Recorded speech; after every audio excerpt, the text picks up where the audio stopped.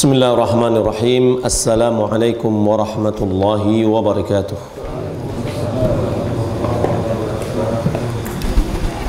Innal hamdalillah nahmaduhu wa nasta'inuhu wa nastaghfiruh wa na'udzu billahi min shururi anfusina wa min sayyiati a'malina. Man yahdihillahu fala mudilla lahu wa man yudlil fala hadiya lahu. Wa asyhadu an la ilaha illallah wahdahu la syarika lahu. Wa asyhadu anna Muhammadan 'abduhu wa rasuluh. Allahumma shalli wa sallim ala nabiyyina Muhammad wa ala alihi wa sahbihi ajma'in. Amma ba'd. Kaum muslimin dan muslimat rahimani wa rahimakumullah, puji syukur tidak bosan-bosannya kita ucapkan kepada Allah Subhanahu wa taala atas nikmat dan karunia yang dilimpahkannya kepada kita. Salawat berikan salam semoga dan anugerah Allah Subhanahu wa taala kepada Nabi kita Muhammad sallallahu alaihi wasallam. Allahumma shalli ala Muhammad wa ala ali Muhammad. Kita lanjutkan kajian kita bab sihhatul ihtijaji bil haditsil mu'an'an.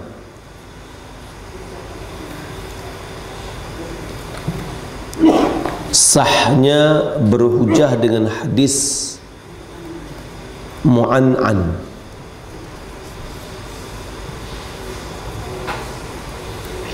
Apa itu hadis mu'an'an? Hadis mu'an'an adalah hadis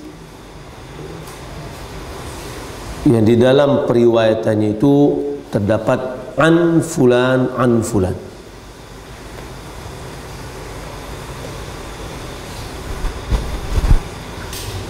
Berbeda dengan haddatsana, akhbarana, sami'tu. Tetapi ini adalah pakai an dan an. Apa yang dipermasalahkan? Hadis mu'an'an, hadis yang diriwayatkan dari a dengan memakai kata-kata an, di mana kata-kata an itu seakan-akan dia menyambung dari A, dari B, dia mengatakan dari C, dari D. Seakan-akan dia menyambung satu sama lain, saling meriwayatkan hadis dari gurunya. Akan tetapi bagi ulama ini permasalahkan jika perawinya itu mudallis. Apa itu mudallis? Tadlis adalah menyamarkan. Bisa juga dengan artian menipu. HP soak, HP rusak, atau HP patah, lalu dilem, kemudian dipoles-poles sehingga tertutuplah aib yang ada di dalamnya. Itu nama orang yang melakukannya adalah mudallis. Yani ada orang yang biasa menutup-nutupi misalkan jalurnya, jalur hadis yang diriwayatkan. Taunya ada gurunya yang lemah. Dia pengen hadisnya ini diambil orang juga. Dia pengen hadisnya diambil orang, tapi atau dia ini gurunya lemah, atau dia nggak meriwayatkan hadis itu dari gurunya. Cuma dia mengatakan an. Maka ulama mengatakan bahwa seorang mudallis jika dia meriwayatkan hadisnya dengan memakai kata-kata an, maka hadisnya tertolak. Ya, hadisnya tertolak. karena tidak dijamin kesohihan atau kesambungan antara dia dengan gurunya. Boleh jadi ada orang lain yang lemah, dia buang, maka dia sambung antara dia dengan di atasnya. Yang orang misalkan seharusnya dia meriwayatkan dari A ke B. B ini dikenal dengan orang yang thiqah, tapi A ini adalah orang yang lemah. Kalau dia meriwayatkan dari A, ya kelihatan, wah ini jalurnya lemah, tapi dia buang. Untuk menggabungkan antara ini dengan ini, dia pakai kata-kata an, ya. Maka ulama mengatakan hadis mu'an'an ini yang mau kayak kata-kata an, jika seandainya perawinya adalah mudallis yang suka bikin samar-samar, yang sedikit ada unsur penipuan di dalamnya, maka hadisnya tidak bisa diterima. Kapan hadis mudallis ini bisa diterima? Jika dia memakai kata-kata tasrih, jelas nyata dia meriwayatkan dari gurunya. Akhbarana, haddatsana, sami'tu, ya, qara'tuhu alaihi, misalkan kata-kata yang mengungkapkan dia langsung mendengar, maka hadisnya bisa diterima. Tapi kalau seandainya dimeriwayatkan dengan an, hadis tidak bisa diterima. Maka apa yang dibuat di sini, bab sihhatul ihtijaj bil hadis mu'an'an, sahnya berhujjah dengan hadis mu'an'an idza amkana liqa'al mu'an'anin, apabila memungkinkan pertemuan antara guru dengan murid yang memakai kata-kata an, walam yakun fihi mudallis, dan di antara perawi itu tidak ada seorang pun yang mudallis, orang yang suka tadi, ya, membikin samar, membikin tidak jelas, penipuan. Imam Muslim dia mengatakan, wa hadzal qawlu yarhamukallah fi ta'ni fil asanid qawlun mukhtara'un mustahdathun ghairu masbuqin sahibuhu ilaihi. Dan perkataan ini katanya rahimahullah, fi ta'ni fil asanid, di dalam mencela sanad-sanad, qaulun mukhtara'un, perkataan yang baru yang tidak ada sebelumnya, wala musa'ida lahu min ahli ilmi alaihi, tidak ada juga ulama yang menyokongnya. وذلك أن القول الشائع المتفق عليه بين أهل العلم والأخبار والروايات قديما وحديثا أن كل رجل ثقة روى عن مثله حديثا وجائز ممكن له لقاؤه والسماع منه لكونهما جميعا كان في عصر واحد وإن لم يأتي في خبر قط أنهما اجتمعا ولا تشافها بكلام فالرواية ثابتة والحجة بها لازم إلا أن يكون هناك دلالة بينة أن هذا روي لم يلقى من روى عنه أو لم يسمع منه شيئا. فأما والأمر مبهم على الإمكان الذي فسرنا فالرواية على السماء أبدا حتى يكون الدلالة التي بينا. Maksudnya di sini dia berkatakan begini. Imam Muslim dia mengatakan bahwa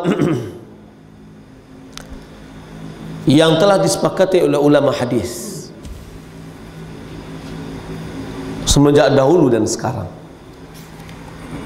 bahwa setiap orang yang thiqah, apa itu thiqah? Orang yang terpercaya, Kalau terpercaya, tidak mungkin dia berbohong. Sebab di dalam penilaian hadis dan penilaian jarh ta'dil, sekali aja dia berbohong, itu sudah menjadikan catatan yang bisa menurunkan derajat dia. Lalu dia katakan, setiap orang yang thiqah, yang meriwayatkan dari orang yang sepertinya thiqah juga, ya, dia riwayatkan satu hadis, wa jaizun mumkinun lahu liqa'uh, dan boleh dan memungkinkan mereka bisa bertemu, wassama'u minhu, dan berjumpa, mendengar langsung darinya, likaunihima jami'an kana fi asrin wahidin, disebabkan karena mereka berdua, guru dan muridnya ini adalah dalam satu masa, satu zaman. Ya, sebagai contoh, ada seorang perawi misalkan di Kota Padang, thiqah. Ada pula seorang perawi di Jakarta, yang orang Padang ini mengambil hadis dari orang Jakarta, ya, sezaman dengan dia, dan sangat memungkinkan ada fasilitas pesawat, dan orang yang di Padang ini sering ke Jakarta, ya, memungkinkan untuk bertemu, memungkinkan bagi dia untuk bertemu langsung dan mendengar hadis, ya. Maka wa illam ya'ti fi khabarin qattun annahu mujtama'a, dan di dalam tidak ada berita yang menjelaskan bahwa mereka itu satu majelis, satu berkumpul, bertemu, tidak ada keterangan, tapi boleh dan memungkinkan mereka bertemu, ya. Lalu wala tasyafaha bikalamin, tidak ada keterangan yang menjelaskan bahwa mereka yang gurunya langsung ngobrol, berbicara, ya. Walaupun seperti itu, farriwayatu thabitatun wal hujjatu biha lazimah, maka riwayatnya adalah bisa diambil dan berhujah dengannya, merupakan satu keharusan, yakni berita yang seperti itu bisa diambil. Tapi kalau seandainya satu sama lainnya tidak sezaman, yang satu zamannya dilihat di dalam tanggal lahir dan tanggal meninggal, ya, atau misalkan dia pergi ke daerah tersebut, sudah lama guru tersebut meninggal dunia, maka itu tidak mungkin ketemu, berarti dia tidak sezaman. Atau tidak mungkin dia pergi, tidak mungkin dia ketemu. Nah, maka kalau yang seperti itu tidak bisa diterima riwayatnya. Jika kita bisa ada keterangan, dikatakan di sini, illa ayyakuna hunaka dilalatun bayyinatun an hadzal rawi lam yalqa man rawa anhu, kecuali kalau ada keterangan yang jelas bahwa perawi ini belum berjumpa dengan gurunya. Ada keterangan jelas. Di antara yang memberikan keterangan yang jelas itu adalah tadi adalah tahun kematian, ya, atau ada penjelasan bahwasanya dia tidak pernah keluar dari kampungnya.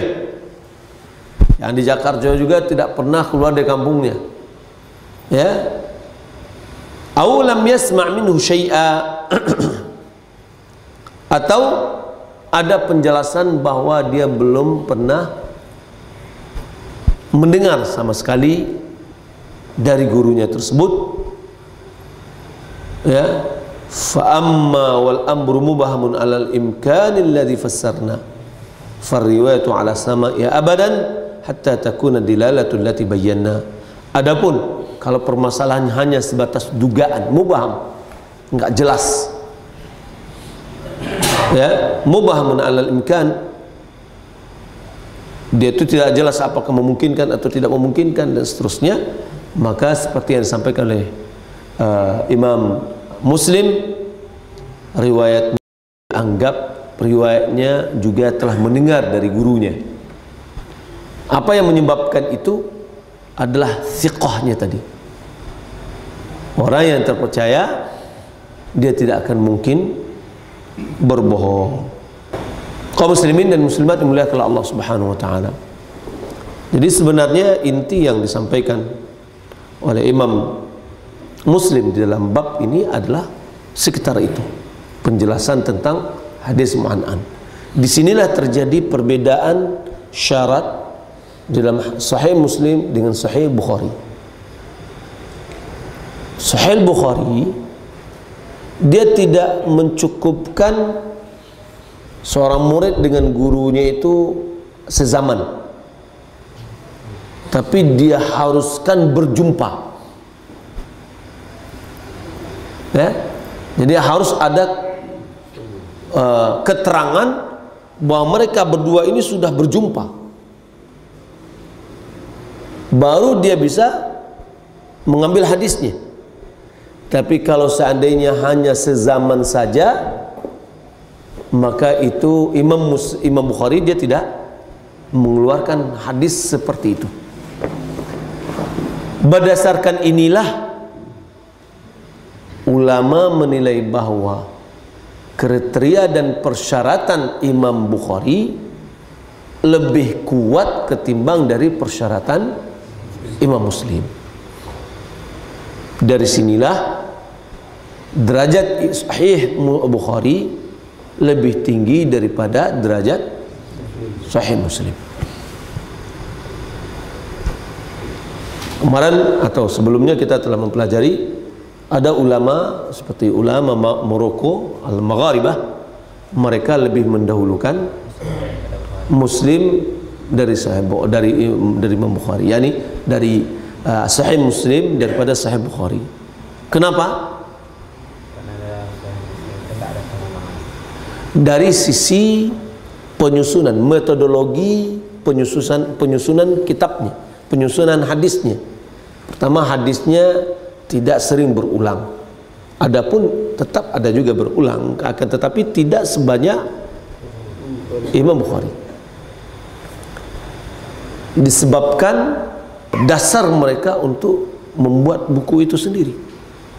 Imam Muslim dia berusaha untuk mengumpulkan satu topik, ya, dalam satu wadah. Kalau Imam Bukhari tidak, dia pengen untuk berargumentasi dengan apa yang ada dalam hadis itu sendiri.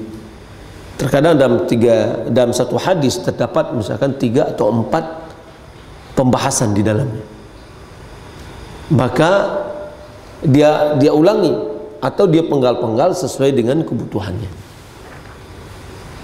Dari sisi siapa yang ingin mengetahui riwayat-riwayat dari Nabi dalam satu pembahasan, maka sebaiknya dia kembali kepada Sahih Muslim.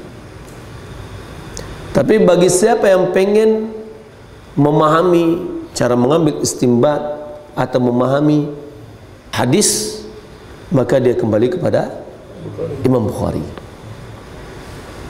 Kemudian kualitas dari hadis itu sendiri, kualitas yang dikeluarkan oleh Imam Bukhari jauh lebih tinggi daripada Imam Muslim, disebabkan Imam Muslim kalau seandainya orang thiqah meriwayatkan dari thiqah yang lain, cukup dengan sezaman saja sudah bisa dan memungkinkan mereka untuk bertemu.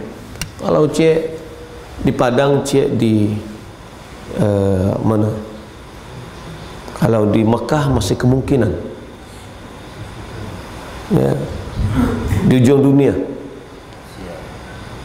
ya di Rusia kayak, atau di kutub misalkan, tak memungkinkan dia ke sana. Nah maka itu nggak bisa dianggap walaupun sezaman. Ya. Nah jadi ada kemungkinan mereka itu berjumpa. Kalau Imam Bukhari nggak harus bertemu walaupun sekali. Tapi ini yang ringkasan yang bisa kita ambil, ya, mudah-mudahan bermanfaat, dan insya Allah hari Kamis kita masuk langsung ke Kitabul Iman, ya. Kitabul Iman sedikit nanti ada panjang sedikit pembahasannya, ya, karena nanti sangat berhubungan sekali dengan fenomena yang ada pada zaman sekarang atau di sekolah-sekolah tertentu yang ada yang mengaku bahwa iman itu hanya 5. Ya, nanti kita akan bisa belajar hal yang demikian. Silakan kalau ada yang mau bertanya. Ya Pak. Kita baca di Sahih Bukhari itu masih dicantumkan hadis Muslim, bukan Muslim. Alasannya itu kenapa? Oh, di mana Bapak lihat? Dari footnote. Iya. Bukan maksudnya Imam Bukhari meriwayatkan dari Imam Muslim, tidak. Ya, akan tetapi hadis yang sama juga terdapat di dalam kitab Muslim. Ya. Nah, inilah yang namanya hadis muttafaqun alaih, yang disepakati, maksudnya disepakati oleh Imam Bukhari dan Muslim, sama-sama meriwayatkan hadis yang sama. Tingkat kesahihan hadis itu ada 7.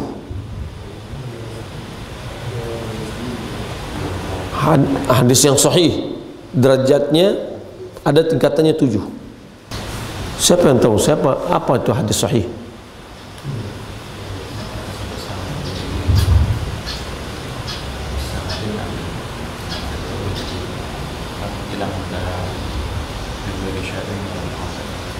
Mattasala sanuduhu binaqlin adlin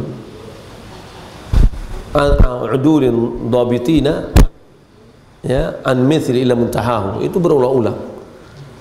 Mattasala sanaduhu binaqlin adlin tamad dhabti, ya, min ghairi syudzul wala illah. Hadis yang sahih itu adalah hadis yang sanadnya menyambung, ya, syaratnya yang sanadnya menyambung, diriwayatkan oleh seorang yang adil. Adil ini adalah orang yang soleh agamanya, orang yang baik agamanya.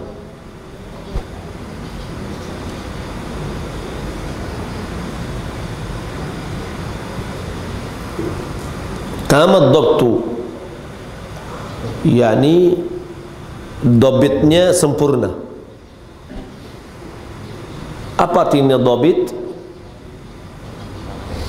Kemampuan menjaga keaslian hadis. Dhabit itu kemampuan untuk menjaga keaslian hadis. Udah 3, ya? Tidak ada syadz, riwayat tidak syadz. Apa yang dimaksud dengan riwayatnya yang syadz? yakni hadisnya tidak menyelisihi hadis yang lebih kuat darinya.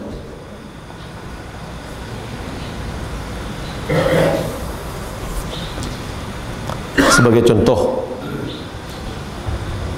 taruhlah kita ini semuanya thiqah. Kita sampaikan bahwa hari Kamis besok insya Allah kita akan mulai masuk ke dalam kitab Al-Iman. Tapi tahu-tahunya muncul salah seorang di antara yang hadir ini, Kamis depan kita mulai mempelajari kitab Al-Ilm. Ya, riwayat dia sendiri menyelisih riwayat orang yang banyak. Berita yang dibawanya menyelisih orang yang banyak. Aneh kan? Nah, ini namanya syadz. Jadi jangan hadisnya aneh yang menyelisih orang yang lebih kuat dari dia. Yang kelima, tidak ada ilat.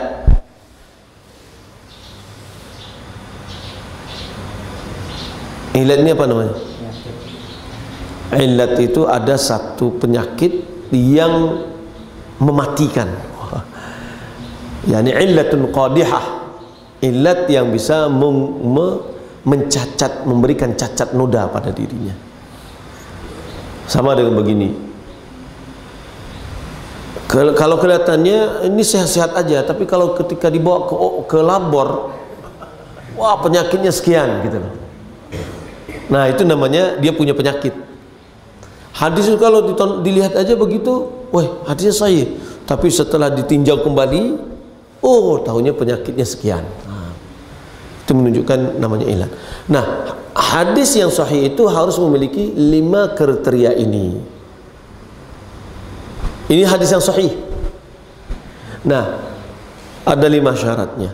Hadis yang sahih yang memiliki 5 kriteria ini, dia memiliki 7 derajat. Derajat yang tertinggi adalah hadis yang sama-sama disepakati oleh Imam Bukhari dan Muslim di dalam meriwayatkan satu hadis. Ya, sama-sama meriwayatkan hadis itu. Yang kedua, derajat yang kedua adalah hadis yang dikeluarkan oleh Imam Bukhari sendirian. Hadis yang diriwayatkan oleh Imam Bukhari sendirian. Yang ketiga, ini bisa kita jadikan sebagai pembagian logika istilahnya. Hadis yang diriwayatkan oleh Imam Muslim sendirian. Jadi sepakat berdua. Yang kedua Imam Bukhari saja. Yang ketiga Imam Muslim saja. Yang keempat, hadis yang memiliki kriteria Bukhari Muslim. Kriteria. Mereka tidak mengeluarkan. Tapi ada ulama lain yang meriwayatkan hadis itu, tapi dilihat dari jalurnya sama dengan kriteria Bukhari Muslim yang disepakati.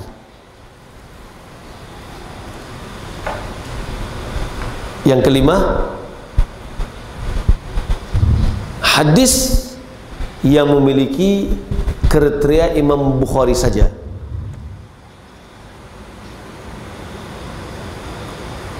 Yang keenam, apa lagi? Hadis yang memiliki kriteria Imam Muslim saja. Yang ketujuh, hadis yang memiliki syarat kesahihan hadis. Tidak Bukhari, tidak Muslim, tapi dia memiliki kriteria kesahihan. Yang 5 yang kita sebutkan di atas tadi.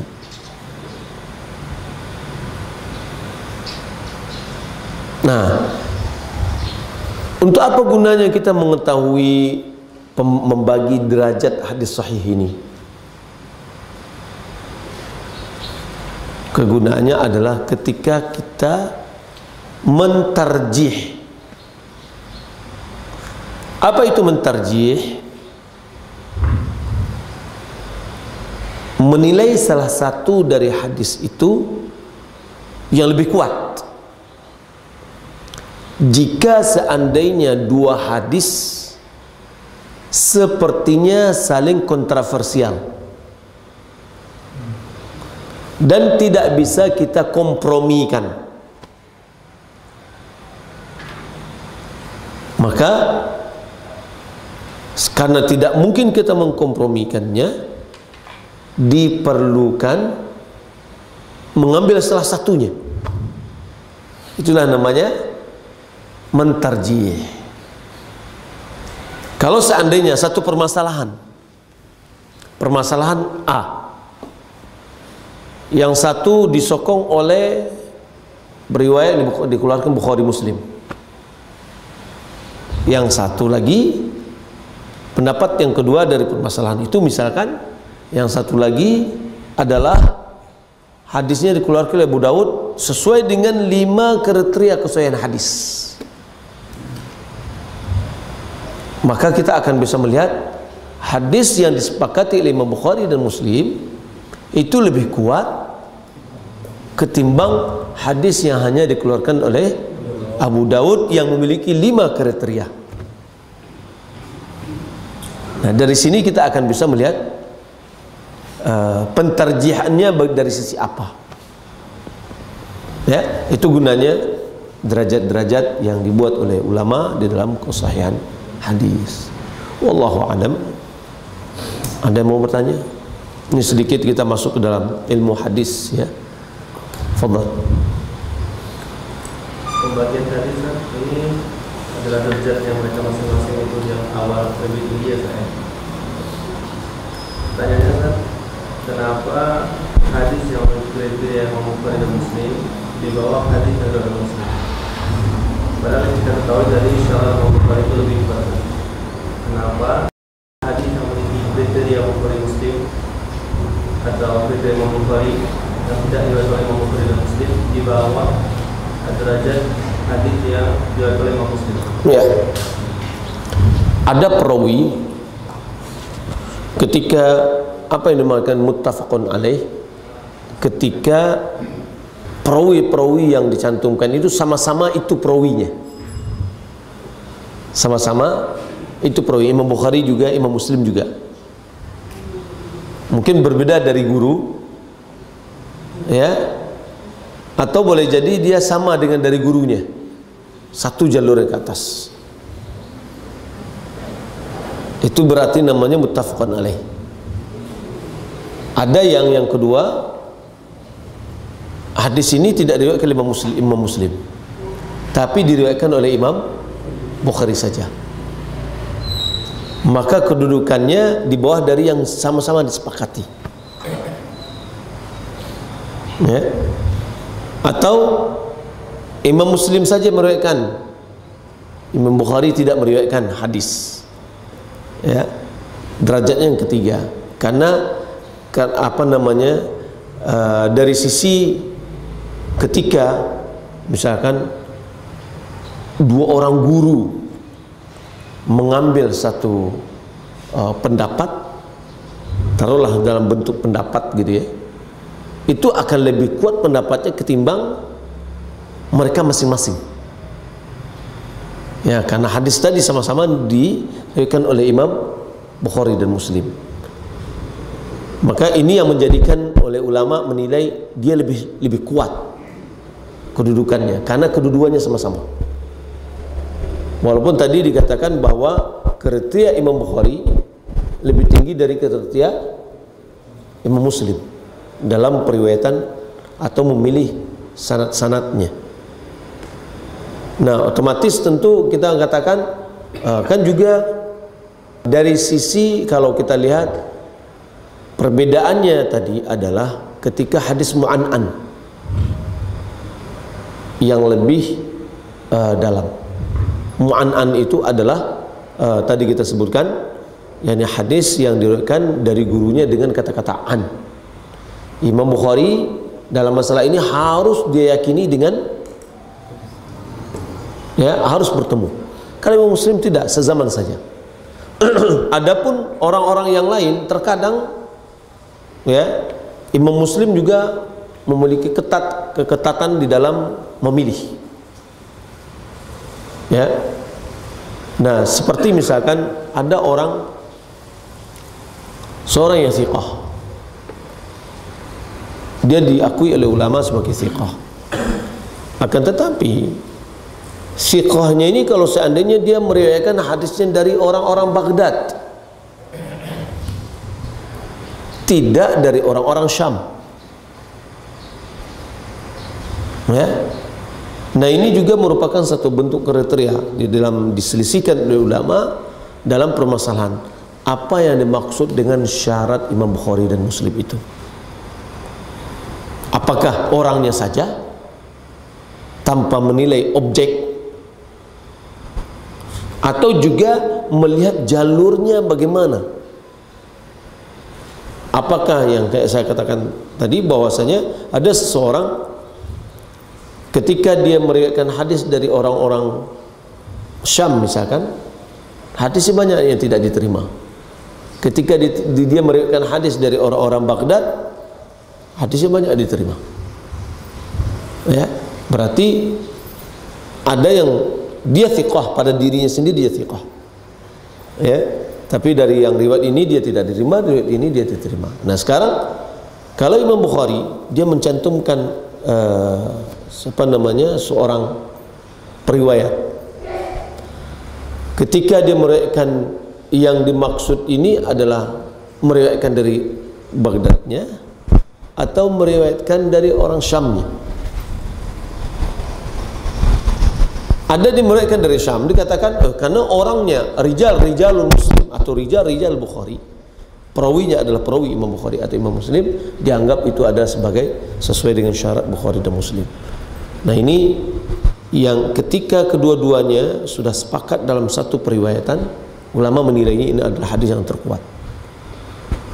Kalau kita lihat buku yang mengumpulkan Bukhari dan Muslim ini, itu adalah buku Al-Lu'lu' wal Marjan, atau juga dalam hadis buku yang lain Al-Jama' baina Sahihain, menggabungkan antara dua sahih, ya. Dan salah satu hadis buku yang Imam Muslim hanya Imam Muslim saja meriwayatkan, itu ditulis oleh Syekh Abdullah bin Shalih Al-Ubailan, yang dia katakan Al-Irsyad fima infarada bihi al-Muslim, yakni hadis-hadis yang dikumpulkan oleh Syekh ini hadis-hadis yang hanya dikeluarkan oleh Imam Muslim saja. Wallahu a'lam. Jadi ulama menilai bahwa ketika keduanya berkumpul, hadisnya lebih kuat ketimbang mereka itu masing-masing sendirian. Di situ dia penilaiannya. Wallahu a'lam. Baik, demikian, mudah-mudahan bermanfaat. Wassalamualaikum warahmatullahi wabarakatuh.